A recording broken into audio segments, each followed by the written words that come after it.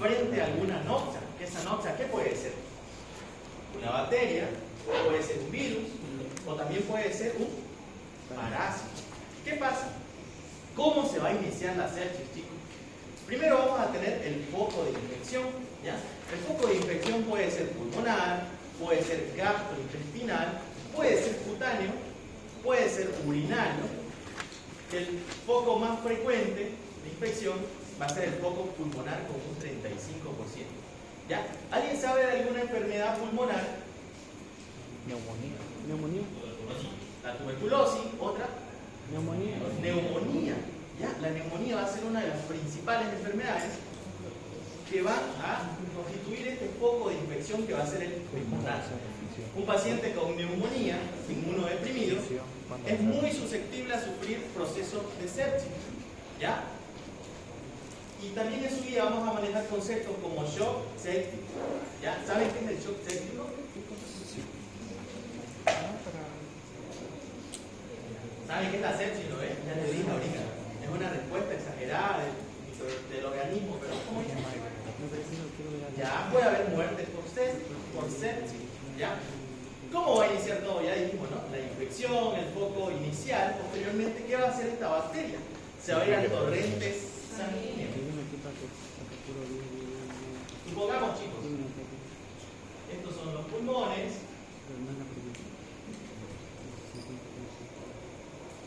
Y vamos a tener a nuestro paciente con ¿qué enfermedad pulmonar dijimos?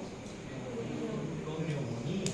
Ya saben, ¿no? La neumonía es una infección global, localizada, principalmente a nivel de las bases del pulmón. El paciente con neumonía, ¿ya? Por diferentes factores, este paciente se va a complicar. Y este foco localizado va a pasar a mi torrente sanguíneo. ¿Ya? De infección, el foco localizado de infección va a pasar al torrente sanguíneo. Y la bacteria se va a expandir por todo nuestro organismo. ¿Y será que es normal que tengamos bacteria en nuestra sangre? No, ¿no ves? ¿La sangre es estéril? ¿Sí o no? Sí, es estéril. ¿Ya?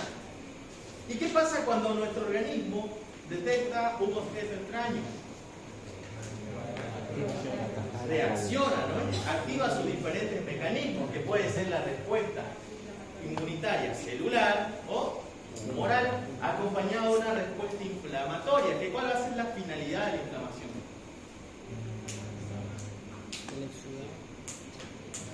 ¿Cuál va a ser la finalidad, chicos?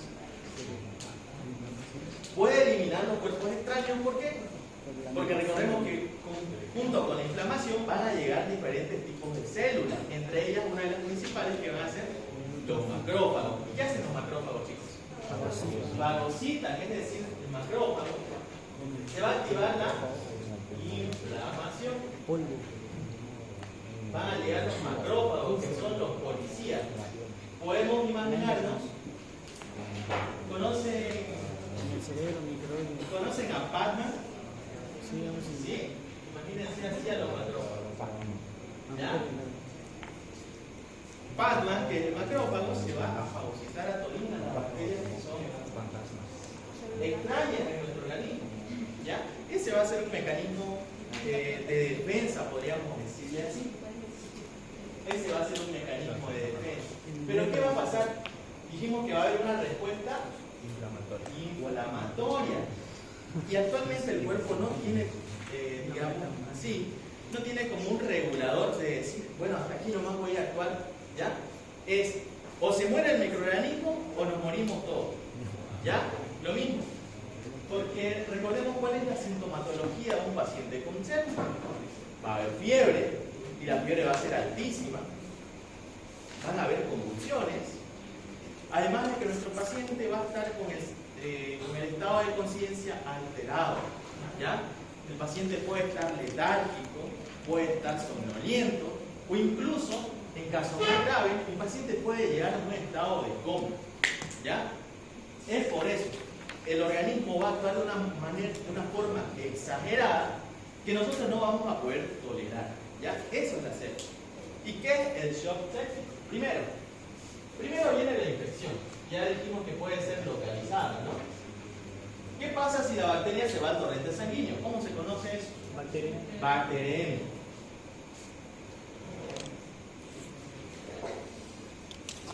¿Y cuál va a ser la respuesta que me va a dar mi organismo ante la bacteriemia? O frente a la bacteriemia, perdón. La inflamación, que eso se conoce como sepsis. Ya el paciente va a entrar en un proceso séptico. Y si no tratamos a nuestro paciente con sepsis, ¿qué creen que va a pasar? ¿Será que el organismo va a agarrar y va a eliminar gracias a los macrófagos? Porque recordemos que la bacteria se multiplica constantemente, va a aumentar la carga viral y el paciente puede descompensarse. ¿Cuál va a ser una complicación de la sepsis? El shock séptico.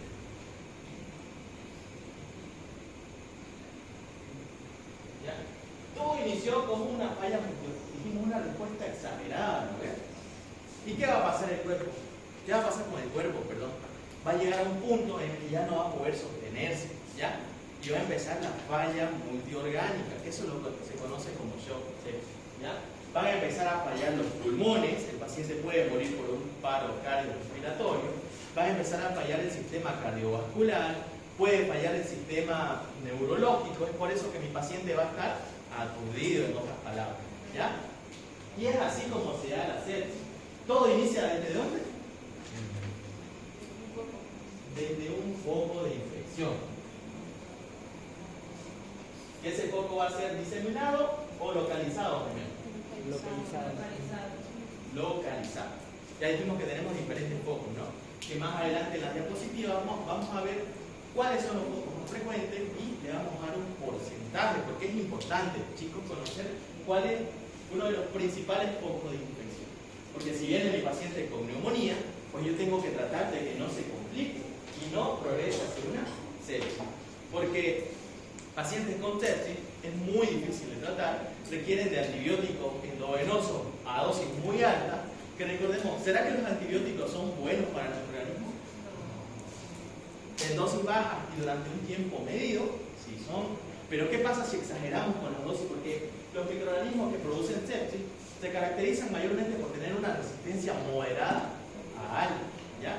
Una resistencia moderada a alta hacia los antibióticos. Y es por eso que se dan principalmente fármacos que son de amplio espectro para que logren eliminar las bacterias que se encuentran en todo mi cuerpo. Eso, chicos. ¿Siguiente? Ya tenemos una breve introducción respecto a qué es la sepsis. No, eso lo dijimos al final. No está correcto. ¿Ya? La sepsis es una disfunción orgánica causada por una respuesta anómala del huésped, infección que se supone una amenaza para la supervivencia. Con respuesta anómala podemos asociarlo con respuesta exagerada, ¿ya? Porque si tenemos una infección localizada, el cuerpo también va a responder con inflamación, con la respuesta inmunológica celular o moral, pero en menor escala. Siguiente. Conceptos previos. ¿Qué es la inflamación, chicos? ¿Saben cuál es la tetrada de inflamación? ¿Cómo se conoce esa tetrada? Muy bien, es la tetrada de Censo. Perfecto. Todos los que están con el doctor Sanguesa y Machado, sí conocen bien esto. ¿Cómo va a estar compuesta esta tetrada? Calor, rubor, ¿qué más? Dolor y tumor, tumefacción o rumor o edema.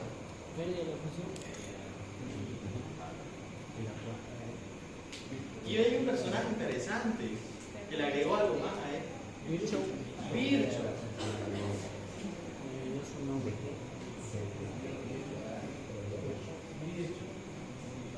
¿Qué le agregó Virchow? Pérdida de función.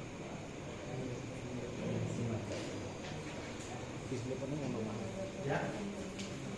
Asociamos a la sepsis como una respuesta inflamatoria exagerada, ya dijimos, ¿no? ¿Qué va a presentar mi paciente? Fiebre, va a estar ardiendo en fiebre. Puede estar con una temperatura mayor a 40 grados, ¿ya? ¿Y qué pasa si el organismo se sube a una temperatura muy alta? ¿Cuál es una respuesta?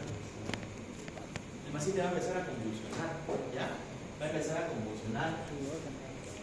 El paciente va a estar ruborizado, esto por la extensa vasodilatación, porque junto con la inflamación, primero viene una vasoconstricción, ¿no ve? Una vasoconstricción, que eso va a hacer que va a funcionar como un método para que los microorganismos que ya fueron detectados no se expandan, los va a encarcelar, podríamos decirle así. Pero posteriormente a la vasoconstricción viene otra respuesta, que es la vasodilatación. ¿Cuál va a ser la finalidad de la vasodilatación? Que lleguen todos No se va a ver nada. ¿ya? Que lleguen todos estos policías y empiece la batalla, podríamos decir así. Es por eso que mi paciente va a estar rojo, debido a la vasodilatación. Ya no, ya saben qué rubor.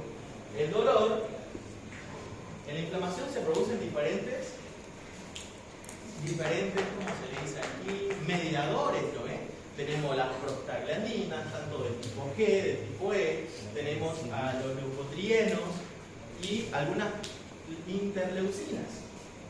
Esos van a ser los causantes o las razones primarias por las cuales el paciente va a presentar dolor. Además de que en un proceso inflamatorio se eleva un ácido que es muy importante.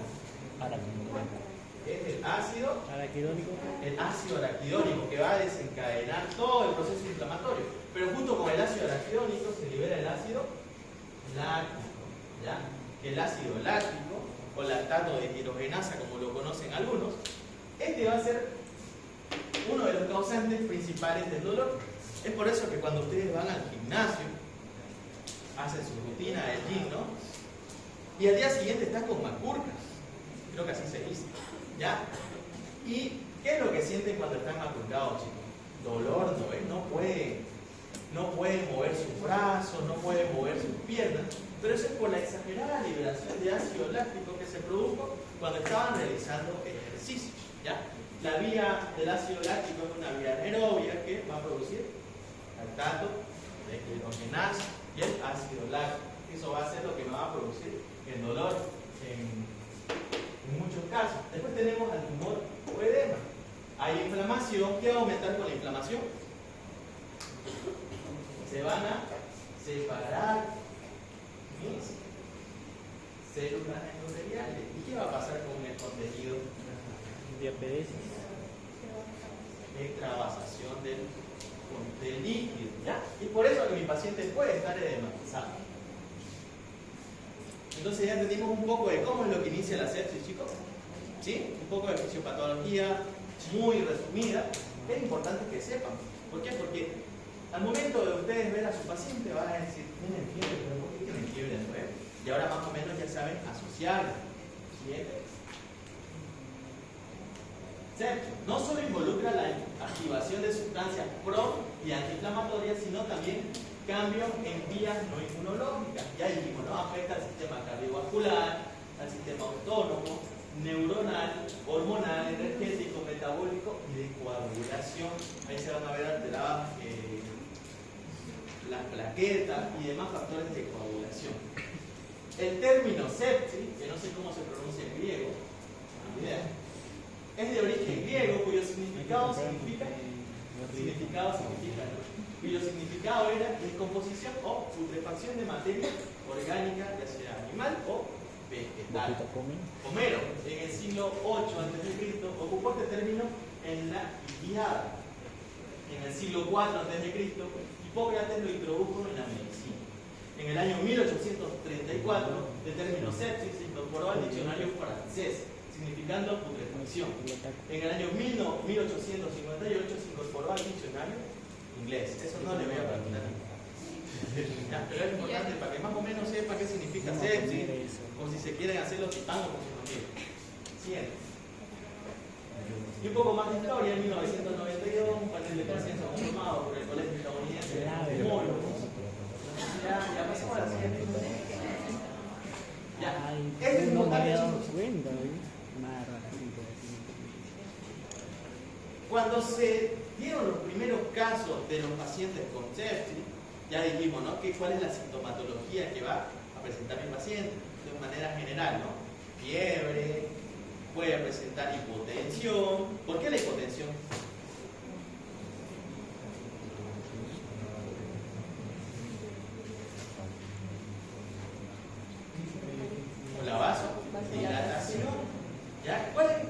mecanismo de acción de los antihipertensivos, chicos. La vasodilatación de los vasos, ¿ya? Ese es su mecanismo de acción. Ya van a ver cuando avance en farmacología que van a tener diferentes sitios de acción, pero todos llegan a vasodilatación. Existen algunos que actúan mediante la eliminación de líquido, como los diuréticos, pero la mayoría va a ser vasodilatadores. Ya dijimos, ¿no? Tiene fiebre, tiene hipotensión. ¿Cómo va a estar mentalmente? ¿Será que va a estar lúcido, así como nosotros? Va a tener confusión, va a estar letárgico. Ustedes le van a hablar y el paciente va a estar con sueño o directamente no les va a responder. ¿Qué más? Va a tener la frecuencia respiratoria aumentada. ¿Ya? Va a tener la frecuencia respiratoria aumentada, lo que se conoce como hiperventilación. ¿Y qué pasa? Los que están con la doctora Marta en bioquímica ya avanzaron trastornos ácido-base. Sí. ¿Qué pasa cuando un paciente hiperventila? ¿Qué elimina? Dióxido de carbono. Dióxido de carbono. ¿Y qué pasa con el organismo? ¿Qué es lo que queda dentro? Bicarbonato. Bicarbonato. Y si se eleva el bicarbonato, entramos en un proceso de alcalosis metabólica o respiratoria. Respiratoria. ¿Ya? Respiratoria. No se van a confundir. Porque eso les pregunta la doctora. Alcalosis respiratoria. ¿Por qué? El sitio de producción va a ser pulmonar. Y dijeron, bueno, todos estos pacientes que están llegando con sepsis presentan fiebre, hipotensión, hiperventilación con taquipnea, que es una frecuencia respiratoria elevada, mayor a 22, y además de que presentaban una leucocitosis considerable, que va a ser muy elevada, ¿ya? Y es así como surgieron estos criterios, que son los criterios de SIRS, ¿ya? SIRS. ¿Qué significa SIRS? Síndrome de respuesta inflamatoria sistémica, ¿ya? Síndrome de respuesta inflamatoria sistémica. Estos fueron los primeros criterios que utilizaron. Los primeros criterios que utilizaron para poder diagnosticar a pacientes con sepsis. Pero, ¿alguien habló? ¿No? Ya. Pero ¿será que todos estos síntomas son típicos de sepsis? ¿Será que si mi paciente llega con una leucocitosis y fiebre, ¿será que yo puedo decir mi paciente tiene sepsis? No, no es. ¿Por qué dejaron de utilizar estos criterios? ¿Qué nos dice acá? Los criterios SIRS son muy poco específicos para los pacientes con infección. Hoy en día no se los toma en cuenta, ¿ya? No se los toma en cuenta. Pero nos sirvieron primero como una guía que nos ayudaba a orientarnos y llevarnos hacia un posible diagnóstico, ¿ya? De un paciente que tenga sepsis. La temperatura corporal va a estar mayor a 38 grados, pero recordemos que en medicina 2 más 2 nunca es 4, ¿no es? Puede que algunos pacientes vengan con fiebre y otros no, ¿ya? Y si ustedes dicen, escucha, el paciente no tiene fiebre, pero tiene hiperventilación, tiene una leucocitosis y además tiene una taquicardia. Ah, no tiene sepsis porque no tiene fiebre. ¿Ya? Eso está mal. Si cumple 2 o 3 criterios, ya se considera como un paciente con sepsis. La frecuencia cardíaca va a estar elevada, mayor a 90 latidos por minuto, lo que se conoce como taquicardia. Va a tener una hiperventilación mayor a 20 respiraciones por minuto. ¿Y cómo va a estar la presión parcial de dióxido de carbono si el paciente hiperventila? ¿Cuánto es el valor normal en un ionograma? No, en una gasometría, perdón. De 35 a 45. ¿Y cómo está ahí? Ahora 32, ¿ves? Entonces ya podemos sospechar que el paciente puede estar entrando en un proceso de alcalosis respiratoria. Es por eso que le dije que es importante conocer eso. Recuerdo el leucocitario, 12.000 células por milímetro. Y menor a 4.000 o más del 10% de forma inmadura en sangre periférica. Que estos van a ser los callados, ¿ya? Los callados. Van a ver que en el examen laboratorial o en el hemograma van a ver un sector de esto de acá. Neutrófilos, linfocitos, los leucocitos a nivel general más arriba, eosinófilos, basófilos, y vamos a encontrar esto junto con los Ese yo me veo acá. ¿Saben Me qué son tenías los acá. callados? Claro. ¿No? Van a ser neutrófilos inmaduros. ¿Ya? Recordemos que en el organismo tenemos un número limitado de células. Es por eso que se los promedia, ¿no? De acuerdo a los exámenes. Pero ¿qué va a pasar? Recordemos que estamos en una batalla constante. ¿Y será que todas mis células inmunitarias van a estar vivas? No, van a ir muriendo de a poco. ¿Y qué va a pasar con nuestro sistema inmunológico? Va a tener su reserva, ¿no? Aquí va a tener a Torino y los demás pacos, que son los macrófagos. Y les dice, vayan, porque se murieron sus demás hermanos. Van a ir, pero a medida que se va, ya no va quedando la reserva. Ya todos fueron al campo de batalla. ¿Y qué va a pasar? ¿Qué va a hacer nuestro organismo? Va a recurrir a usar a las formas inmaduras, que son los callados, que son neutrófilos inmaduros. Imagínense que son como niños. ¿Ya? Estos van a ir a la batalla. Y es por eso que un proceso inflamatorio o un proceso de infección muy extenso, los callados van a estar elevados, se va a aumentar el proceso de formación de este tipo de células. ¿Ya? Eso, chicos. Siguiente. Y ya dijimos, no, las infecciones comunes pueden causar septicemia. En los adultos son con septicemia. Tenemos diferentes focos. El principal va a ser el foco pulmonar, un 35%. Después tenemos foco secundario de una infección urinaria, que va a ser un 25%. Un 11% va a ser de una infección de tipo intestinal. Y el otro 11% restante va a ser de una infección cutánea. ¿Ya? Alguien denme un ejemplo de una infección cutánea, chicos. Celulitis. Ya puede ser una celulitis, pero un caso un poco más hospitalario. Puede ser una pseudomonas, pero ¿cómo va a ingresar la pseudomonas?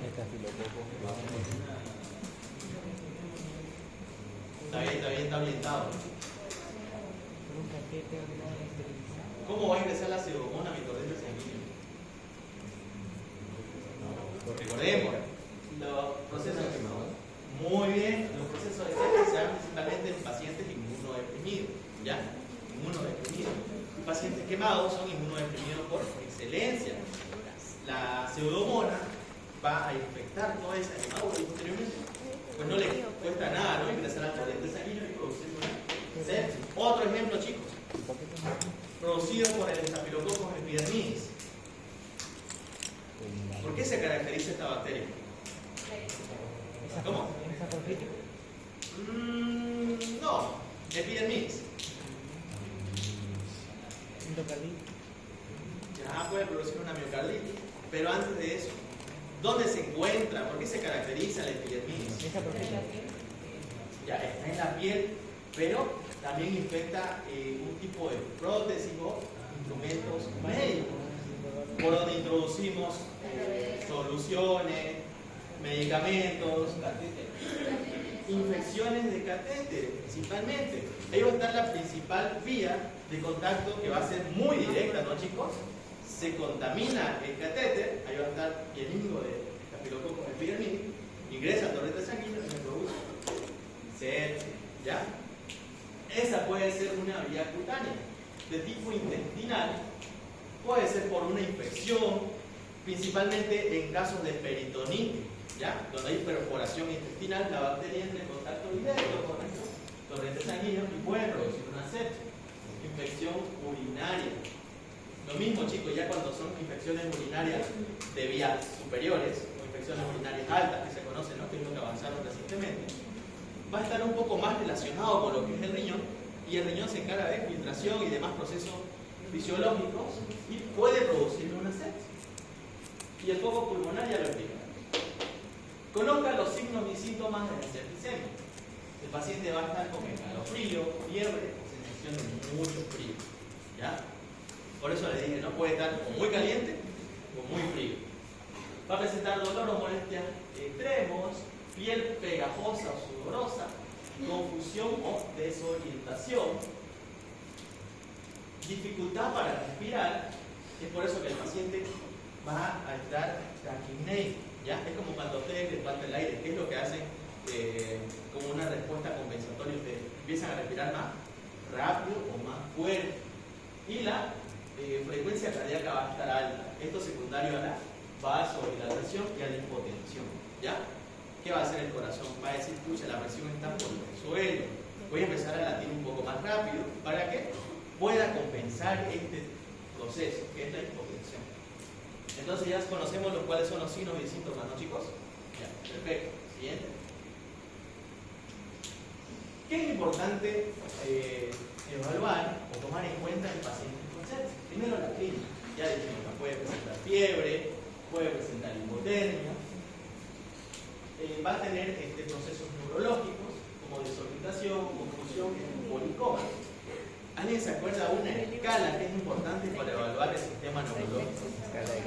La escala de Glasgow. ¿Ya? ¿Qué me evalúa esta escala? El estado de conciencia de mi paciente. Y es aquí donde ustedes deben poner en práctica esa escala que ya la avanzamos. ¿Ya? ¿Y dónde más se ocupa esa escala? En pacientes con meningitis. Bien, vamos a repasar esa escala. Ya supongo, ya dieron examen ustedes, ¿no?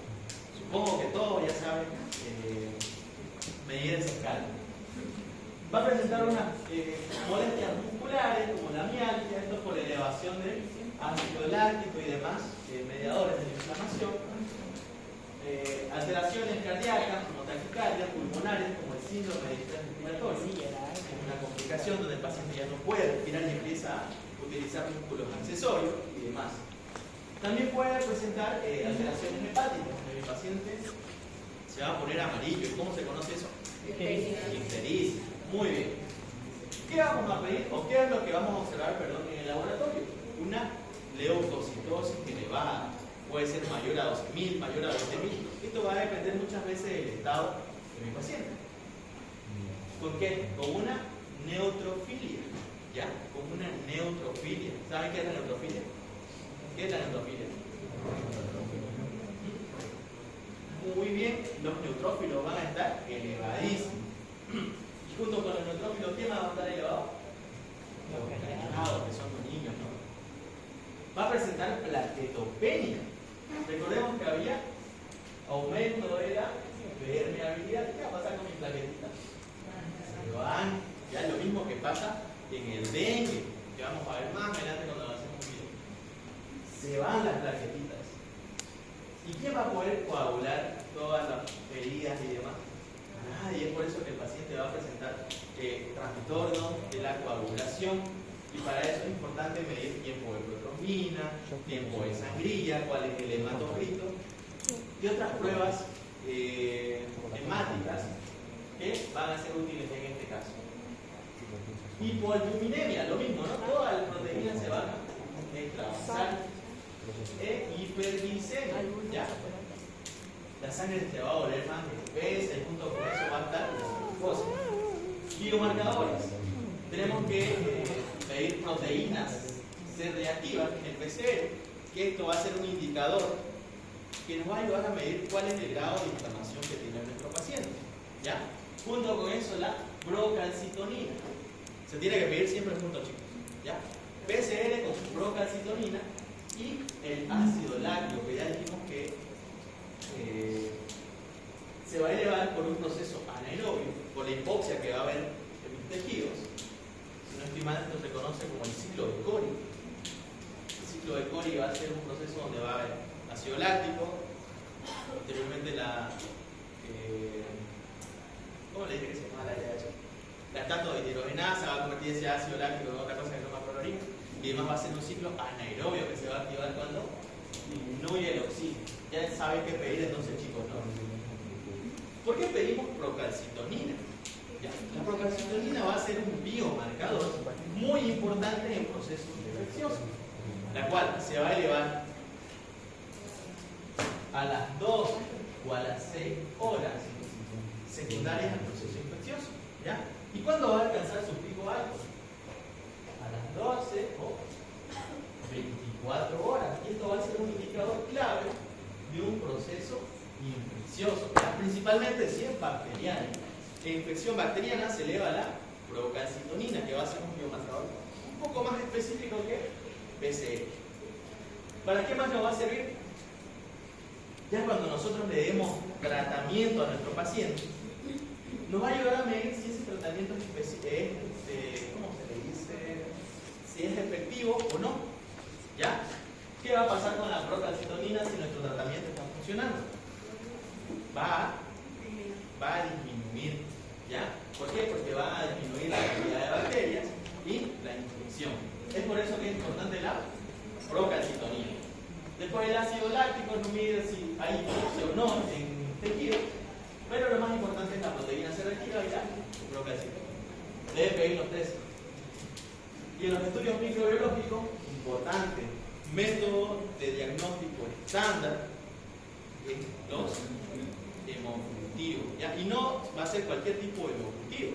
Tienen que pedir de una forma un poco más detallada, que la vamos a ver más adelante.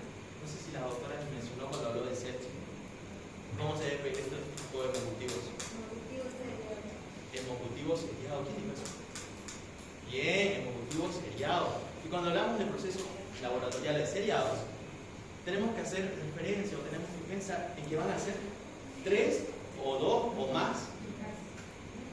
Ya puede ser los brazos, 2 o más pruebas, ¿ya? 2 o más pruebas. ¿Qué va a pasar? Lo vamos a ver más adelante. Parece esos trailers de película, ¿no? ¿Sí? Y un antibiograma. ¿Esto para qué?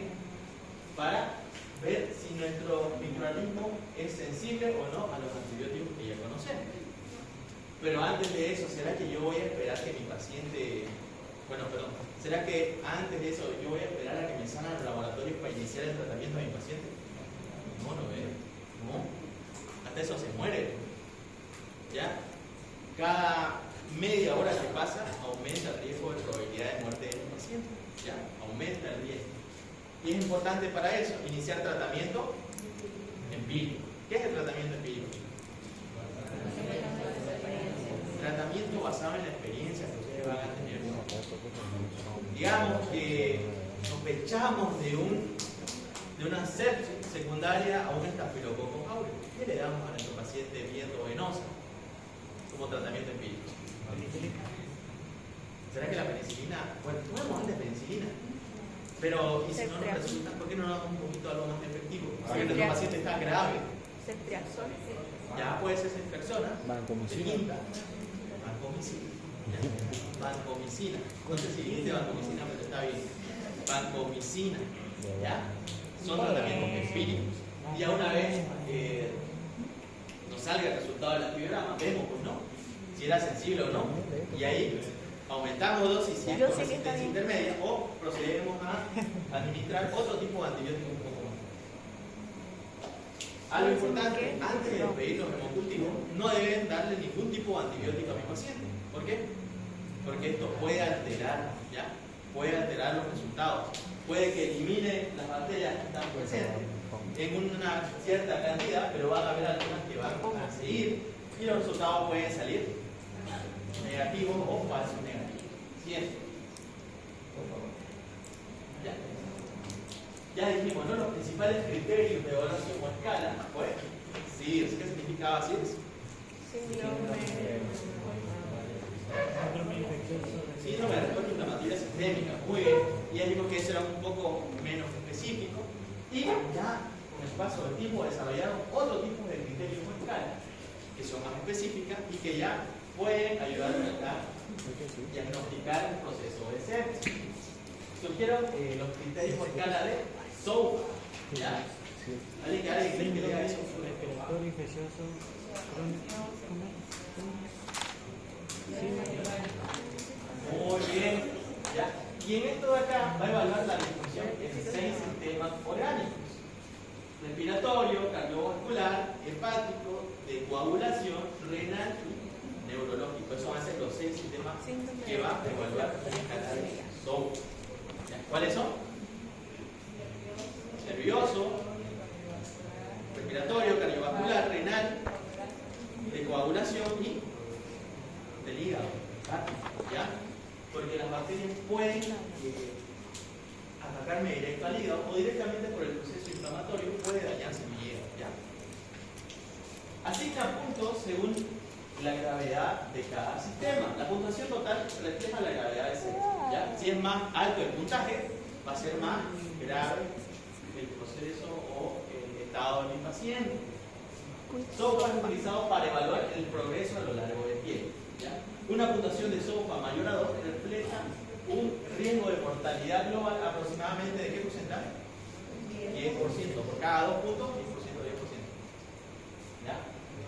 Utilizar SOFA para evaluar la distribución orgánica inicial. ¿Ya? Esto vamos a ver cómo va a ser la progresión de mi proceso de sepsis en los pacientes. Después tenemos al SOFA, que es una versión un poco más comprimida o resumida de SOFA, donde aquí solo vamos a evaluar 3 criterios importantes. Primero, se centra en 3 criterios clínicos simples, que va a ser alteración del estado mental, un Glasgow menor a 13, presión arterial sistólica. ¿Cómo va a estar la presión arterial? Va a estar menor o igual a 100, y lo que va a estar elevado va a ser mi frecuencia respiratoria, ¿ya? Que va a ser mayor a 22. ¿Ya? Entonces aquí evaluamos 3 cosas. ¿Cuáles? La frecuencia respiratoria, pero tienen que saber los valores, chicos. Mayor a 22. ¿Cómo se conoce eso? Taquipnea. ¿Ya? Taquipnea. ¿Qué más? ¿Cómo va a estar mi presión arterial sistólica? Menor a 100. ¿Ya? Menor a 100 milímetros de mercurio. Por eso es que hay hipotensión. ¿Y cómo va a estar mi paciente con el estado mental? Alterado, ¿ya? Alteración del estado mental. ¿Cuánto va a ser su Glasgow? ¿Qué nos vamos a esperar? Menor a 3. ¿Ya? Son criterios clínicos fáciles y rápidamente mensurables a pie de campo.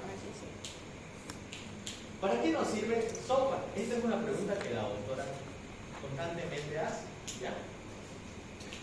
SOFA nos va a servir para identificar pacientes con riesgo de sepsis. ¿Ya? Pacientes con riesgo de sepsis. SOFA nos va a servir para ver cuál es el estado de gravedad de mi paciente con sepsis. Y por último tenemos los criterios de NIU, que actualmente está NIU 2, que estos de acá nos va a ayudar a una detección un poco más temprana, pero además de evaluar cuál va a ser la progresión, porque en los criterios de NIU, aparte de todo esto que ya mencionábamos, vamos a evaluar muchas más cosas, ¿ya? Y los puntajes se van a manejar de una forma un poco más diferente. ¿Qué es importante que sepan? SOFA y SOFA, ¿ya? Si manejan esos dos, ya van a poder diagnosticar a un paciente con sepsis y van a ver cuál es el estado de gravedad de dicho paciente, ¿ya? Y esto ya se evalúa se utiliza para evaluar si mi paciente está progresando de una manera positiva o negativa, ¿ya? Siguiente. Ahí tenemos los criterios de, ¿cómo se llaman esos criterios? SOFA, ¿ya? Cuando es solo 3, SOFA, que es una versión un poco más resumida, ¿ya? Eso, chicos, presta atención a 3 indicadores que los pacientes con sospecha de sepsis, alteración del estado mental, frecuencia respiratoria aumentada, presión arterial disminuida, son criterios fáciles y rápidamente mensurables a pie de campo. ¿Para qué nos sirven los criterios de SOFA? Para identificar los pacientes con riesgo. Para evaluar el riesgo, ¿no?, que va a tener mi paciente de poder llevar un proceso de sepsis. ¿Ya? Siguiente, por favor. Y tenemos nuestra famosísima escala, que es importante. Ya, vamos a hacerlo un poco más interesante. Tengo listas. ¿Ya? Dígame un número. Mover la escala, por favor. Vamos a hacerlo de tiro. Ya, ahí está bien. ¿Qué número? Sí. Cervantes. Cervantes, ¿me podés explicar, por favor, cómo evaluamos la respuesta ocular en mi escala de Glasgow?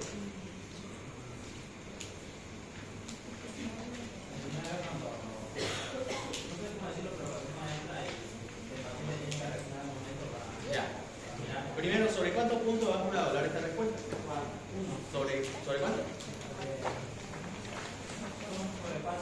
Sobre 4 puntos, muy bien.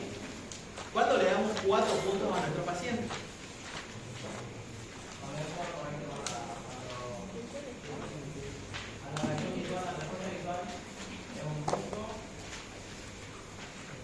Ya, le damos 4 puntos cuando la respuesta visual de nuestro paciente es espontánea. Ya, espontánea, ¿esto qué quiere decir? Nosotros ingresamos a la sala y el paciente automáticamente nos va a mirar y nos va a prestar atención. Eso es 4 puntos. ¿Cuándo le damos 3 puntos? Cuando obedece a orden verbal, ¿ya? Cuando obedece a orden verbal, es decir, ingresamos a nuestra sala, ¿cómo va a estar nuestro paciente?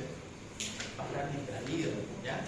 ¿Y cuándo va a ver la respuesta? Cuando nosotros hablemos. Es como que yo te diga, Andrés, recién observé la respuesta visual. ¿Cuántos puntos le damos? 3. ¿Alguien me explica cuándo le damos 2 puntos a mi paciente?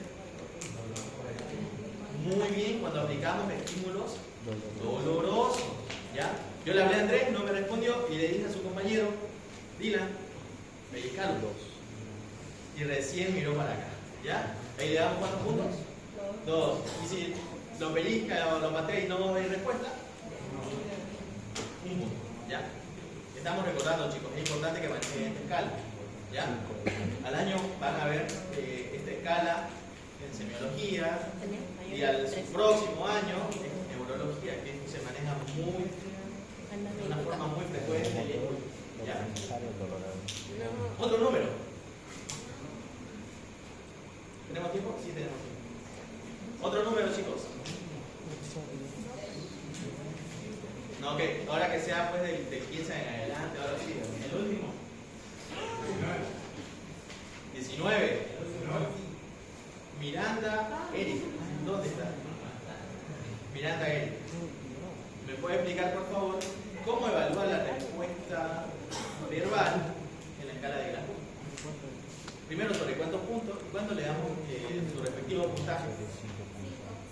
Sobre 5 puntos. Muy bien. Y para darle 5 puntos, la persona, o sea, cuando está conversando con el doctor, le responde normal, o sea, orientado. Ya, paciente orientado y conversando. Le damos 5 puntos. Muy bien. ¿Cuándo le damos 4 puntos? Cuando está desorientado, él responde. Ya, desorientado y hablando. ¿Ya? Un ejemplo. No sé, está mirando a otro lado, pero responde, ¿cómo se siente? Bien, no sé, mira a otro lado. Eso es lo que quiero. Ya. Aquí vamos a aclarar algo. ¿Ya? Me vas a ayudar, Lucas. ¿Quién va ganando bien? No, va a ser 0-0. Está con la aplicación. ¿Quién metió el gol? Ya, espere. Tiene que meter el gol Mbappé. ¿Mbappé? ¿Qué crack? Ya. Sigamos. Metió el primer gol Mbappé. Sí, eso dice. Ya, no, entregamos 5. Eso fue más rápido. ¿Ya? 5 puntos le damos a mi paciente, por ejemplo.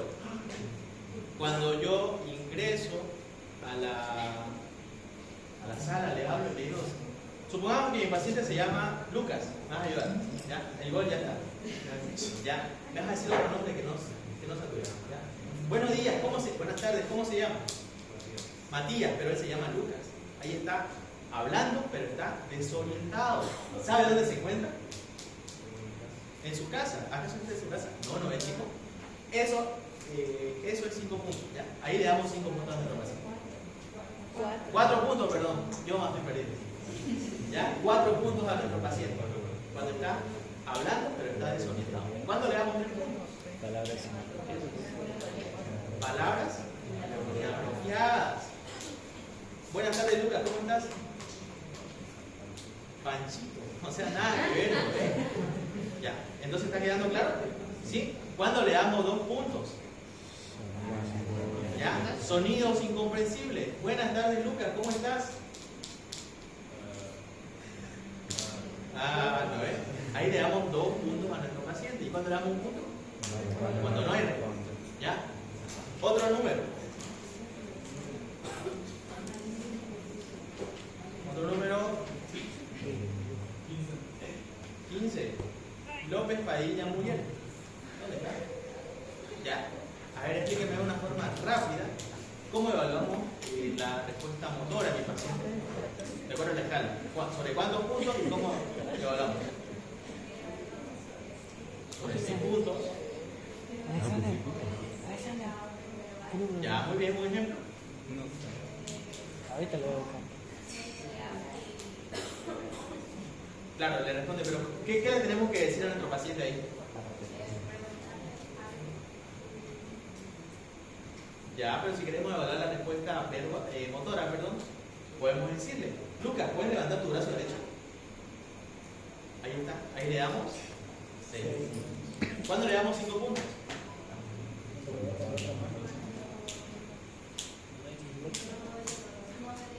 Cuando localiza el dolor. Yo le hablo a Lucas, no hay respuesta, y le aplico un estímulo doloroso y él automáticamente va a localizar dónde le estoy aplicando. Ahí, ¿ya? Ahí le damos 5 puntos. ¿Cuándo le damos 4 puntos? Retirada infección. ¿Ya? El paciente no va a localizar el dolor, pero va a ser esa respuesta propia que tenemos, ¿no? Todas las personas, de tratar de retirarnos el dolor. Pellizco y automáticamente se va a retirar, pero no va a localizar el dolor. ¿Cuándo le damos 3 puntos? ¿Cuándo le damos 3? 3, ¿no? ¿Cuándo le damos 3 puntos? Flexión anormal, ¿ya? Digamos que Lucas me pellizca a mí y yo tengo un proceso de corticación, ¿ya? De corticación, me pellizca y automáticamente voy a hacer flexión de miembros superiores y extensión de miembros inferiores. ¿Cuándo le damos 2 puntos a nuestro paciente? Cuando hay una hiperextensión anormal en un proceso de celebración. Lo mismo, aplica el estímulo doloroso y el paciente, en vez de contraer su brazo, lo va a estirar. ¿Y cuándo le damos un punto? Cuando no hay respuesta. Pausa. ¿Cuánto es el puntaje máximo que puede tener el paciente de acuerdo a la escala de Glasgow y cuánto es el puntaje mínimo? Pausa. 15, 13, ya. Repasemos. ¿Sobre cuánto es la respuesta ocular? 4. Más la respuesta verbal es sobre 5. ¿Y cuánto le da el puntaje máximo en la respuesta motora? 6. 4 más 5, 9. Más 6, 15. ¿Ya? ¿Y el puntaje menor? 3, porque suma, ¿no? 1, 1, 1, 3. Paciente que tiene puntaje de 3 está con muerte cerebral. ¿Ya? No responde a nada. Entonces ustedes evalúan gracias a esa escala y dicen, bueno, su paciente está con 12 de Glasgow, que está con el estado mental alterado. Y tenemos a los criterios de SOFA, donde vamos a evaluar la respiración. Si es la respiración, si es la presión parcial de oxígeno dividido entre el PO2, que es la fracción de inyección de oxígeno optimal, la divide y le va a dar mayor a 400, menor a 400, menor a 300, menor a 200 y 100. ¿Qué es lo que se pregunta acá? Esto lo van a aprender sí o sí en infectología. ¿Ya? Sí o sí. Así que de momento guárdense sus neuronas y normalmente nosotros solo ocupamos Quicksilver. ¿Ya? De momento. No los quiero fregar en el examen, porque es feo aprenderse todos estos valores, ¿no? Hasta a mí me daba flojera, pero yo de castroso me aprendí hasta el 2, que es el siguiente, a ver, comprar. Eso. ¿Ya? De castroso nomás, pero no, ¿ya? ¿Es necesario que lo sepan? Sí, pero yo no le voy a preguntar, así que para tratar de reducir un poco el tiempo, porque no tengo tiempo, tengo examen después, van a disfrutar. Vamos a pasar a lo siguiente, ¿ya? Con que sepan Quicksilver, esos 3 valores que son importantes, cada uno con su valor respectivo, ¿no? Los criterios que son importantes, cada uno con su valor respectivo, más que suficiente, ¿ya?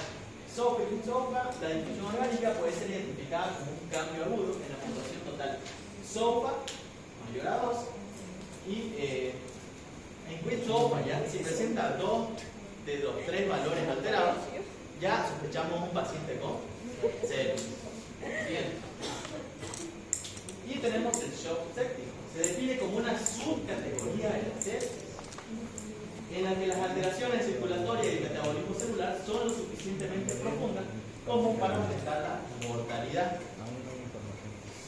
Eso es un cortoobjeto. Déjalo nomás ahí. Hagamos como que nunca estuvo. ¿Ya? Entonces ya dijimos, ¿no? Nuestro cuerpo ya no puede soportar ese proceso. Empieza a fallar. Eso se conoce como falla multiorgánica. Y posteriormente el paciente puede morir. ¿Ya? Siguiente.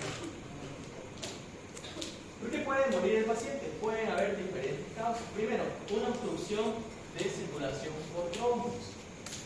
Va a haber la liberación de citoquinas inflamatorias, aumento de radicales libres, esto produce oxidación celular y demás. Va a haber apoptosis, que es la muerte celular programada. Que todo esto va a llegar a una falla orgánica múltiple o falla multiorgánica. Entonces, todo el organismo va a colapsar y el paciente puede morir por un paro cardíaco, por un paro cardiorrespiratorio, que es lo más principal que se ve. ¿Ya? ¿Entienden? La progresión del shock. Ya es más o menos todo lo que les dije. Disminución del flujo por la vasoconstricción, va a haber isquemia tisular, depresión miocárdica. Posteriormente va a aumentar el flujo por la vasodilatación. Va a aumentar la permeabilidad, va a haber disminución de la volemia, liberación de toxinas, ¿no? Esto va a producir los diferentes elementos de la entrada de exceso. 7. Aplicación de prácticas de criterios clínicos en pacientes.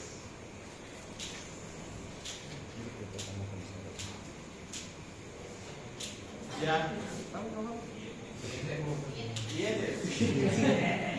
Es que ahí miren, si su paciente, obviamente si su paciente va a estar, por favor, obviamente si su paciente va a estar con todo alterado, ya sospechan de sepsis, ¿no? Eso es todo lo que nos quiere decir. Ya, si presenta criterios de Quist-Sofa y si hay evidencia de falla multiorgánica, ¿qué hacen? Ya evalúan SOFA, porque ¿para qué nos servía Quist-Sofa? Para evaluar el riesgo de probabilidad que va a tener el paciente de sufrir sepsis. Y SOFA, la gravedad, ¿ya? Es eso, en eso se resume esto acá, ¿ya? Para que no estemos cada rato. Siguiente. El hemocutivo es un método empleado en enfermedades que cursan con bacteremia, sepsis o sepsis. El éxito depende de traer sangre antes de cualquier tratamiento con antibióticos, es lo que le decía, ¿no? Media hora antes o dentro de la primera y segunda hora después del pico febril. ¿Por qué se pide después del pico febril?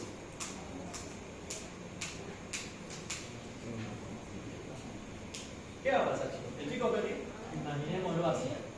¿Cómo? Ya, puede ser por eso, puede ser por la respuesta inmunológica. Pero para que haya una neutrofilia, una leucocitosis, ¿qué tiene que elevarse también? Las bacterias. Aquí es donde las bacterias van a estar en su punto más alto, ¿ya? En su punto más alto. Y es ahí donde se va a producir el pico febril. Porque recordemos, la fiebre es una respuesta inmunológica, ¿no? Es de nuestro organismo. Una respuesta de nuestro organismo, secundaria a la presencia de noxas, que son agentes externos, ¿ya? Es ahí, chicos. Decimos que la cantidad de bacterias en este pico febril va a ser alta, por lo tanto la muestra va a ser una muestra, ¿cómo le puedo decir? En la que no podamos sufrir de un riesgo de un falso negativo, ¿ya? Porque vamos a encontrar las bacterias presentes en una cantidad necesaria que ya nos va a indicar si hay infección o no, ¿ya? Si no estoy mal, en la malaria igual se pide así. ¿Quiénes están avanzando parásitos? ¿Ya avanzaron malaria? Sí. Recuerden que las pruebas se piden después de los picos febriles, que es lo mismo, ¿ya? Es por eso, chicos, aumenta la carga viral, que es la cantidad de bacterias, produce la respuesta que va a ser la fiebre, y es ahí donde debemos tomar las muestras.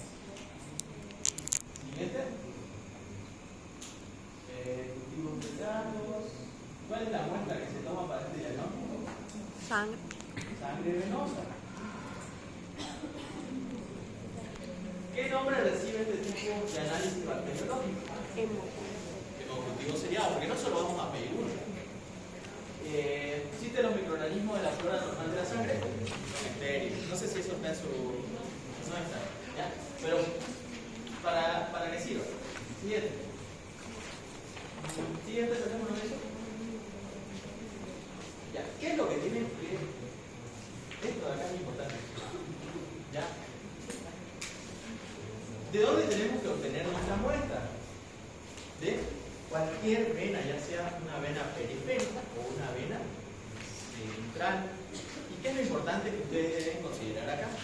Que la muestra no solo se debe obtener de un solo lugar, ¿ya? Sino de dos o más lugares, que puede ser brazo izquierdo, brazo derecho, aquí en la vena yugular. ¿Por qué? Para así disminuir el riesgo de que nuestra muestra se contamine. Les pongo un ejemplo. Supongamos que obtuve 3 frascos de muestra. Uno de mi brazo derecho, otro de mi brazo izquierdo y otro de la yugular. ¿Y qué pasó? En el brazo derecho creció Staphylococcus aureus, pero en el brazo izquierdo creció un Streptococcus pyogenes.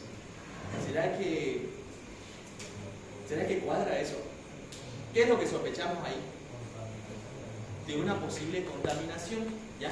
Es por eso que sí o sí se deben pedir 2 o más frascos y se deben realizar un hemocultivo sellado. Ahora, cuando sale el mismo microorganismo en todos los frascos de muestra, decimos, bueno, que nuestro paciente tiene una sepsis por ese microorganismo, que puede ser un Staphylococcus aureus, una pseudomonas en caso de pacientes que están con quemaduras extensas, también puede ser un neumococo por un proceso pulmonar, ¿ya? Por eso es importante, chicos. ¿Qué dice? La cantidad de sangre de los niños es de 2 ml por lugar de muestra. Y en los adultos puede ser de 5 a 10 ml. ¿Cómo se conoce este procedimiento en el cual van a obtener la sangre? Flebotomía. Muy bien. Los frascos de cultivo pueden ser 2 o 3 y estos se deben tomar cada 30 minutos.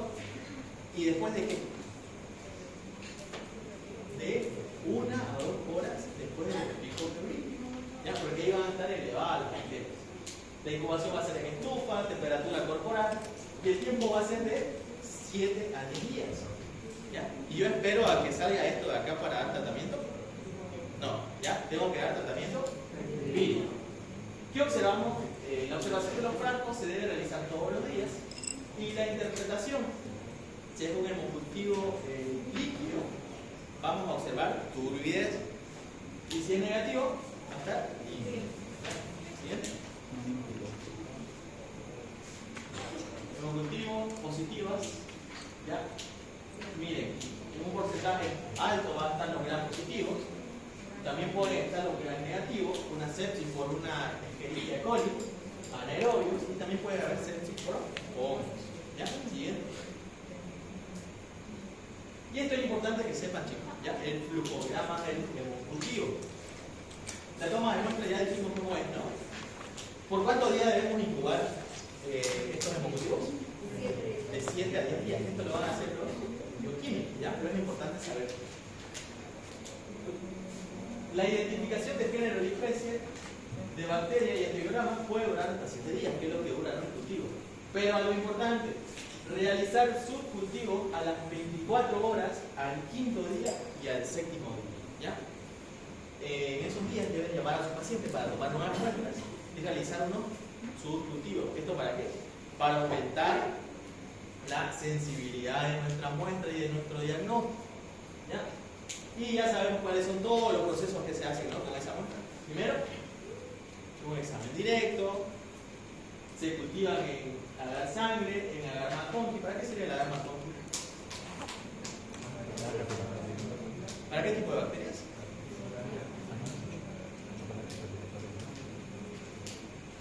En el agar sangre crece todo. ¿Cómo? No, es que no es anaerobio, ¿ya? Porque lo cultivamos en esto. Pero está más o menos la idea, que es selectivo. En el agar sangre va a crecer todo, ¿ya? Agar sangre, todo.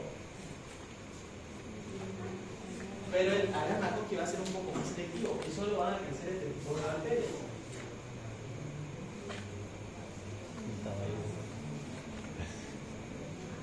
Bacilos gram negativos, ¿ya? Y también algunos bacilos, algunas bacterias fermentadoras, ¿ya? Es por eso que al momento de fermentar van a cambiar la coloración de mi agarra. Miren, está rosado y está amarillo. ¿Lo ven? Es porque aquí sí se desarrolló una bacteria fermentadora, en el otro lado no. Se va a realizar el proceso de edición de Gram y el antibiograma es importante. Si no hay desarrollo bacteriano hasta los 7 días de incubación, se va a observar limpio, que es lo que ya dijimos, ¿no? Pero, ¿qué pasa si mi paciente sigue presentando los síntomas? ¿Cómo consideramos ese resultado? Como un falso negativo, y se deben pedir otras muestras.